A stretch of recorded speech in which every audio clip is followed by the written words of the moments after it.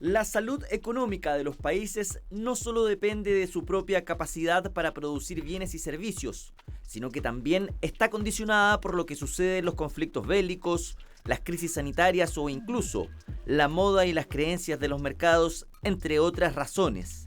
Lo importante y a tener en consideración es que la economía está compuesta por ciclos de subidas y bajadas y que su comportamiento es similar al de una ola. Cuando crece, la curva empieza a subir hasta alcanzar su máxima capacidad y luego inicia una fase de bajada hasta tocar los mínimos para, otra vez, volver a escalar. A la fase de crecimiento se le conoce como expansión económica, mientras que a la opuesta se le denomina contracción económica. Ahora bien, si la contracción se extiende durante 2 trimestres seguidos, entonces se considera que una economía ha entrado en recesión.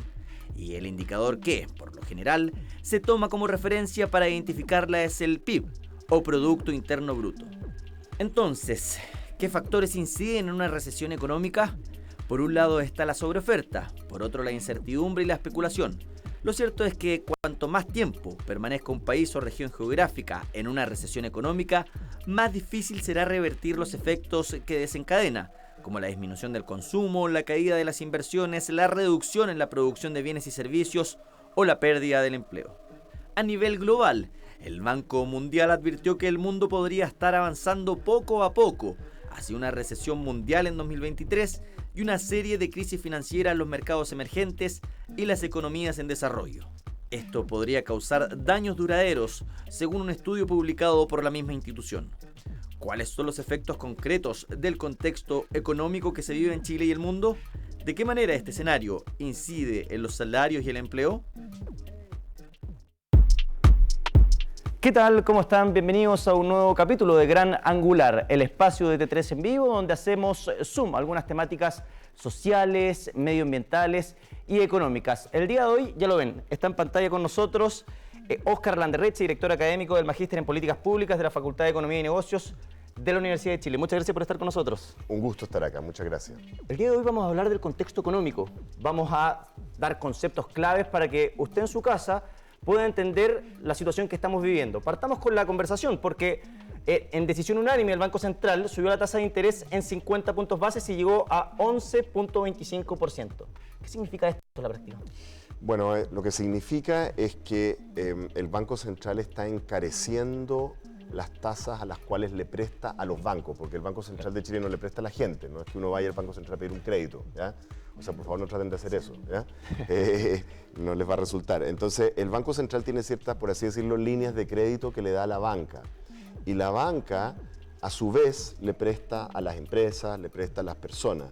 Entonces, cuando una de sus fuentes de respaldo, en realidad, de respaldo de liquidez se encarece, se restringen en lo que están dando en crédito. Entonces, es una manera como indirecta, ¿no? En el fondo, es como el Banco Central aprieta a la banca por esta vía de subir las tasas, y eso significa que la banca aprieta a la demanda de todos nosotros y de las empresas.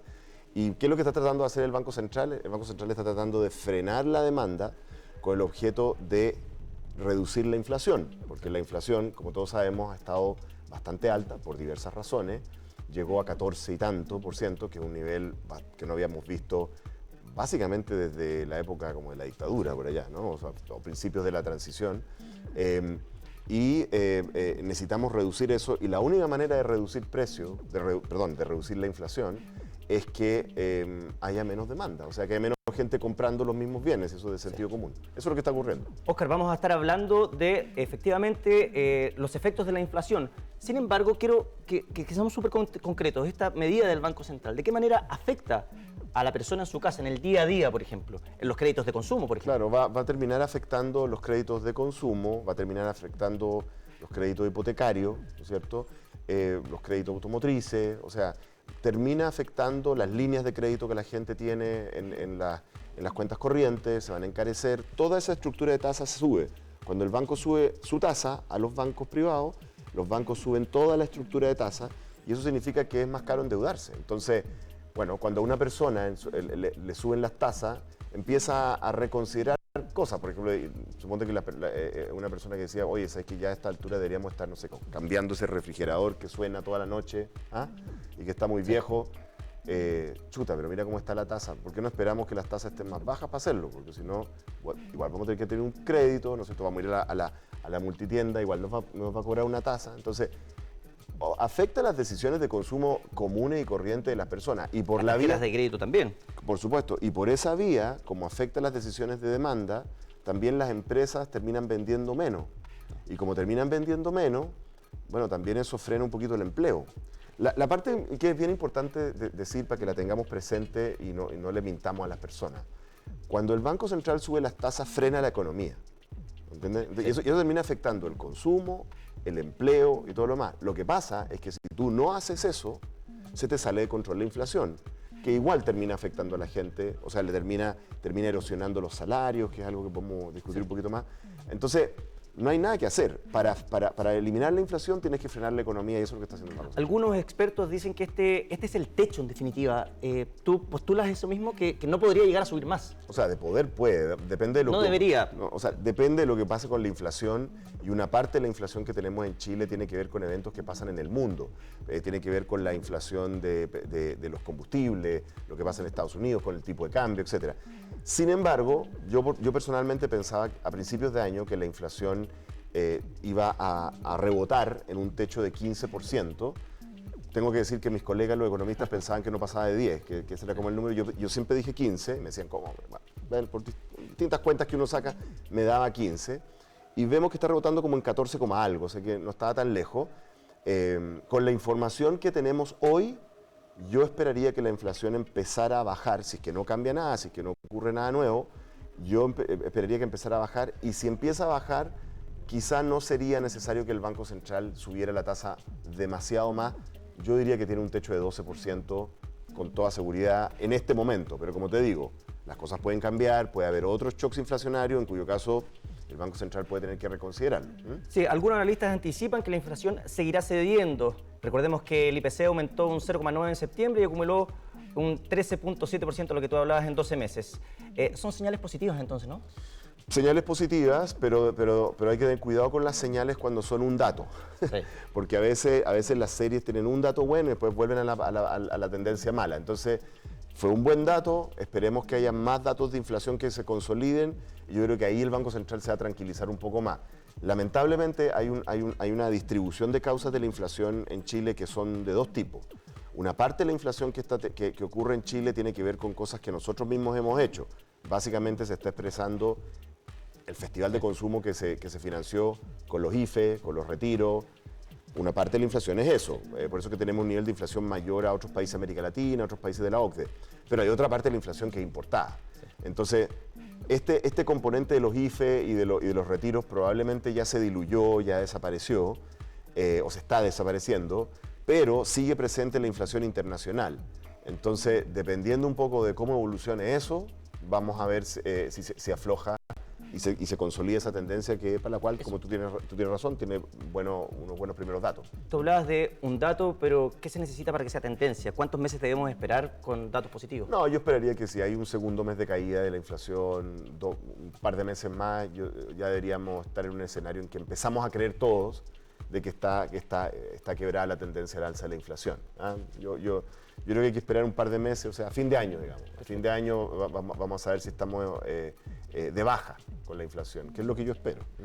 Óscar, tú hablabas de este contexto en el que estamos insertos y ¿qué podemos hacer? ¿Qué se puede hacer para hablar de recuperación, de crecimiento? ¿En cuánto tiempo debería pasar? Algunos postulan 36 meses, 3 años, para que efectivamente la economía vuelva a estar sana. Lamentablemente las proyecciones de crecimiento económico para Chile son muy malas, ¿ya? Y aquí hay que distinguir dos cosas que a veces cuesta en el debate público. Una cosa son las tendencias estructurales de una economía, o sea, cómo se está comportando la economía chilena en el largo plazo, y una cosa distinta es el ciclo económico. Lo que la gente tiene que imaginar, imagínense esto, imagínense un avión que despega en Santiago y va a Lima, ¿cierto? Si uno mira de lejos la trayectoria en un mapa, ve una línea, ¿no? Una línea, entonces uno dice, ¿cuál es la trayectoria de este avión? La trayectoria de este avión es que va de Santiago a Lima. Pero si uno mira de cerca el avión tiene turbulencia, el avión tiene que hacer un giro para hacerle el quite a una nube para que no se asusten los pasajeros, tiene que bajar y subir.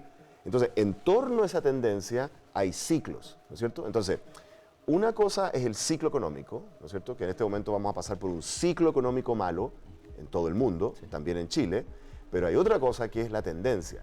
Y te tengo muy mala noticia. Las dos son malas en Chile. O sea, tanto el ciclo económico es malo como la tendencia. Entonces, es cierto que uno puede pensar que este ciclo se completa con 2 años. Alguna gente piensa que 3, ya te puedo explicar por qué, 3 años para pasar por el ciclo malo.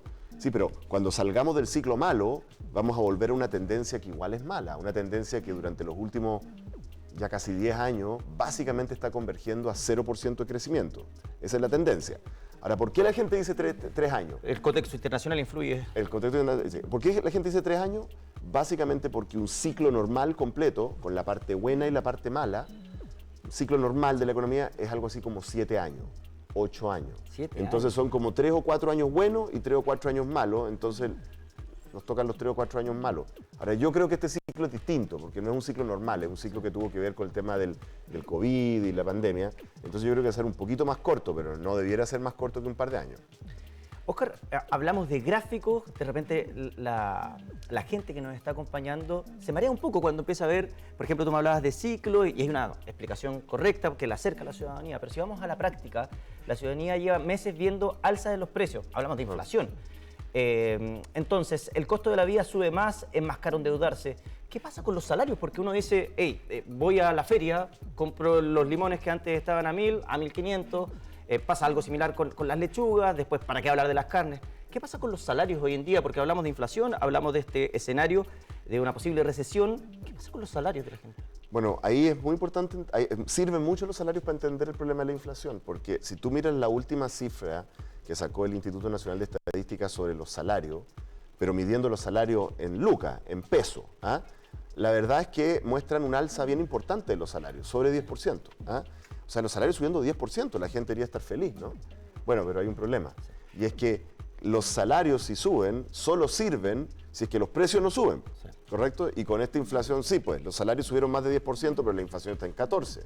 Entonces, cuando tú calculas los salarios corregidos por el alza de precios, que es lo que los economistas llamamos salarios reales. Eso te quería preguntar, Exacto. ¿por qué salario real está obteniendo la fuerza de trabajo? O sea, el salario real es el salario nominal, o sea, en pesos, pero corregido por lo que pasa con lo que puede comprar el salario. El salario real es cuánto tú puedes comprar con tu salario. Y eso va a la baja, y va a la baja como 2%, 1% el último tiempo, lleva bastante tiempo a la baja. Lo que está ocurriendo es que la inflación está destruyendo el poder adquisitivo de los salarios. Entonces, da un poco lo mismo si te suben el salario, si es que tú puedes comprar menos con él. Y es por eso que el Banco Central está tan urgido por frenar la inflación. Bueno, muchos comentarios que nos llegaban acá decían el tema de la UEF.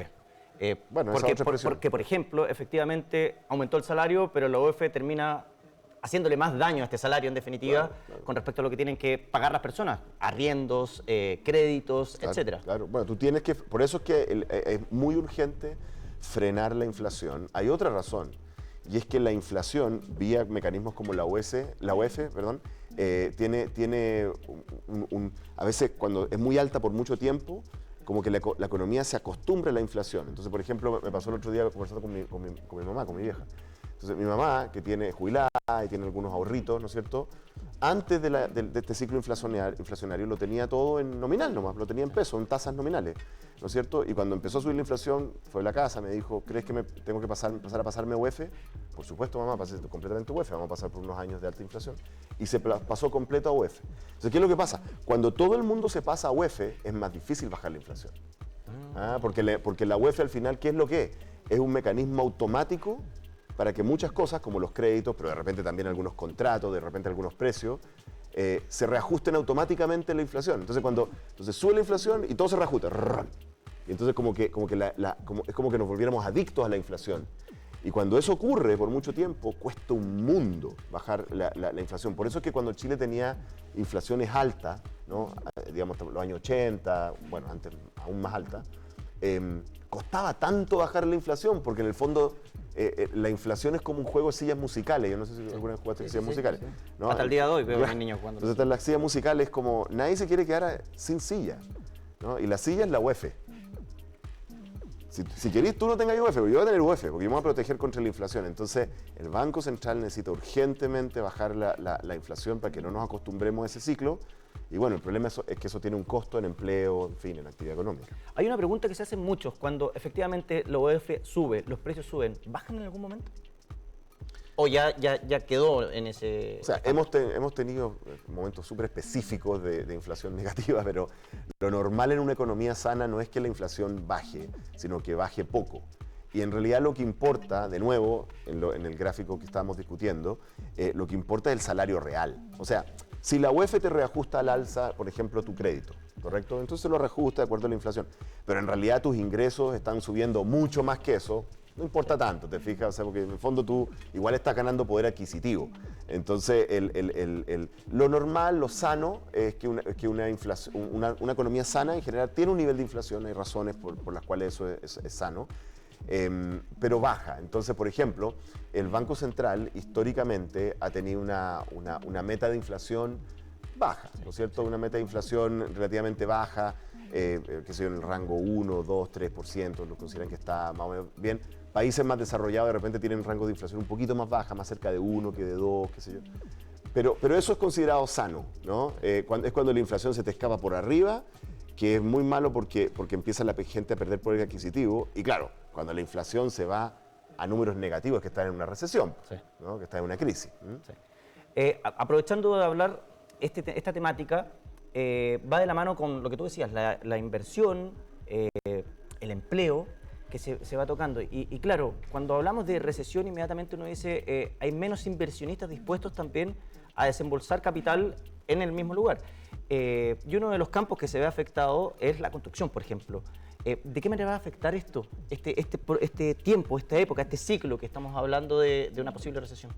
Bueno, una de las expresiones más cotidianas de las crisis es el empleo, la capacidad de generación de empleo. En este momento, francamente, estamos viviendo una situación como de una especie de ilusión óptica, ¿no? Que la gente siente que ha mejorado la situación de empleo, y si uno mira las cifras, claro, ha mejorado la situación de empleo, pero claro, ha mejorado en comparación con una cosa muy horrorosa que nos pasó, que es que ocurrió la pandemia donde, sí, afírmate, de punta a punta en la pandemia se perdieron 2 millones de empleos. Sí. 2 millones en un país en que trabaja, ¿no es cierto?, 7, 8 millones de personas, ya 9, no sé. Entonces, claro, la gente, en el fondo, como la gente tiene memoria corta, dice, pucha, ahora estoy mejor que hace un año, que hace 2 años. Claro, pero hace un año, hace 2 años era una situación horrorosa. Si tú comparas la situación actual con la situación previa a la pandemia, incluso previa al estallido social, si queréis, para sacarnos todas esas crisis, la verdad es que todavía no tenemos el mismo nivel de empleo, todavía estamos algo así como 250.000 empleos por debajo del nivel que teníamos antes. Y el problema es el siguiente, el problema es que en esos 3 años aumentó la población. O sea, de hecho la población en estos 3 años aumentó como en 1 millón de personas. Y de ese 1 millón de personas son como 800.000 personas en edad económicamente activa. Entonces, para que tú estés igual que hace 3 años, tendrías que haber creado 800.000 empleos y en realidad estás 250.000 empleos por debajo. Sí. Entonces, y la tendencia es a la baja. Y la tendencia es a la baja porque el próximo año hay pronósticos de caída en la tasa, en la tasa de crecimiento de la economía. Entonces, si tú miras estas dos cosas que hemos estado discutiendo, número uno, no hay suficiente empleo, o sea, se recuperó del peor momento de la pandemia, pero en realidad no nos hemos recuperado del nivel anterior. Entonces, el número de empleos no va a crecer, va a disminuir o se va a estancar. Y el salario real está cayendo como resultado de la inflación. Piensa tú en una familia común y corriente. De hecho, la siguiente pregunta tenía relación, claro, con la familia. Una familia común y corriente de clase trabajadora chilena, ¿sí? La clase media chilena, ¿sí? ¿De dónde saca su plata? Bueno, de su trabajo, de sus trabajos que usualmente además trabaja más de una persona. A veces hay una persona, 2, a veces una persona es part-time, 1 y medio, a veces cuando los hijos son grandes son 3 personas las que trabajan. Entonces, para pensar cuántos son los ingresos de la familia, tenéis que multiplicar 2 cosas. Uno es cuánto empleo tenemos. O sea, ¿cuántos empleos tenemos en nuestra casa? ¿No? Trabaja el papá, trabaja la mamá, trabaja el hijo que es grande. ¿Cuánta gente trabaja? Ya. Eso se multiplica por cuánto ganan cada uno de los que trabaja en términos reales. Sí. O sea, considerando cuánto compra ese salario. Entonces, la multiplicación de esas 2 cosas.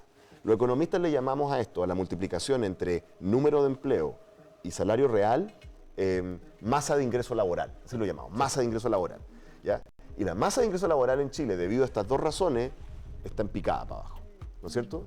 O sea, el poder adquisitivo de la familia está en picada porque no se produjo completamente la recuperación de empleo a niveles prepandemia, se va a estancar a futuro, la gente lo sabe, o sea, esto es el empleo que hay, muy difícil que más personas de esta familia consigan empleo, y además los salarios a los cuales van a poder conseguir empleo probablemente no son tan buenos. Así que hay una situación complicada, que además es doblemente complicada por esta cosa de la memoria corta. La gente se siente bien porque salimos de la pandemia, se siente bien porque salimos de esa crisis horrorosa por la que pasamos, pero en realidad no está bien.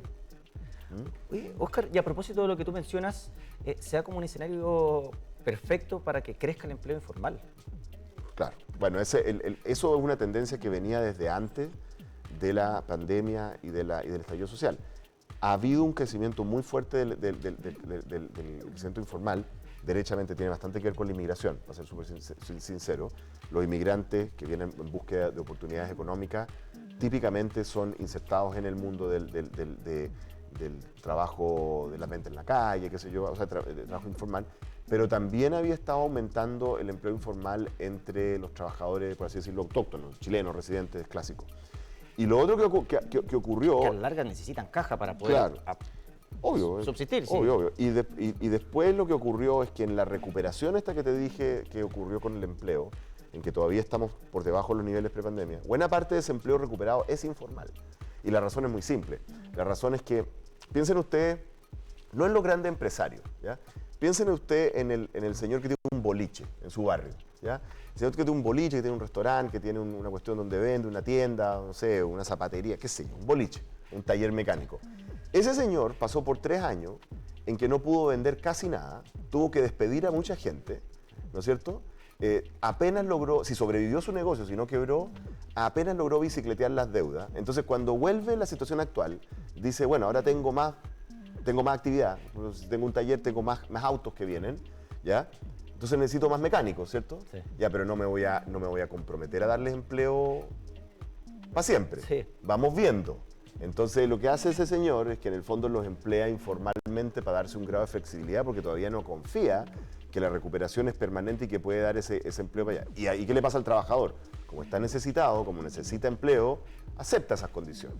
Entonces, ¿cuál es el problema? Bueno, que cuando uno emplea a un trabajador en forma informal, ese trabajador no tiene seguro de desempleo, no está cotizando en sus fondos de pensiones, que además seguramente retiró una parte de ellos durante el carnaval de los retiros, ¿no es cierto? No tiene protección social, ¿no? Entonces es un trabajador que está en un estado de vulnerabilidad y cuando el jefe del taller mecánico, ¿no? Decide, no, ¿sabéis qué más? No puedo seguir, viejito, ¿no? Queda en pelota, sí. Queda sin nada. ¿No? Y ese es el problema con el trabajo informal. Tenemos un problema muy serio con el trabajo informal, particularmente en el mundo de las mujeres. La recuperación del empleo de las mujeres, ¿no? Que perdieron masivamente el empleo en el sector del retail, ¿no? Muchos de sus empleos fueron sustituidos por delivery y no van a volver. Entonces esas mujeres saben eso y lo que están es aceptando trabajos mucho más informales y con menos protección social.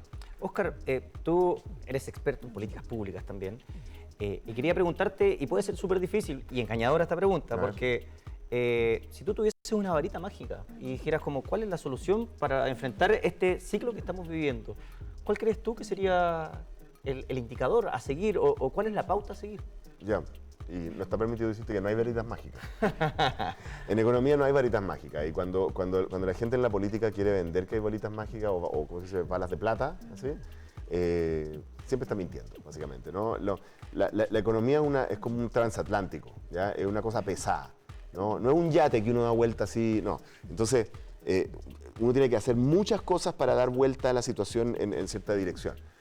A mí lo que me parece es que Chile, para restablecer una senda de crecimiento estructural, más allá del ciclo, necesita formularle al país una estrategia de crecimiento y desarrollo más clara. Mira, yo siempre uso el siguiente ejemplo. Para los que tenemos algunos años más y nos acordamos de los tiempos de crecimiento altísimo que ocurrieron en los años 90, ¿no? En los años de la concertación, ¿no? En esa época, todos los chilenos entendían de qué se trataba el crecimiento económico de Chile. Todo el mundo entendía que éramos exportadores de fruta, era la época de oro de los packing, de la fruta. todo el mundo entendía lo que estábamos haciendo en infraestructura. Chile era líder en infraestructura, las mejores carreteras, los mejores puertos, los mejores embalses, los tratados de libre comercio, ¿no es cierto? Teníamos los primeros en tener tratados de libre comercio con China, con Europa, con Estados Unidos. Todo el mundo entendía.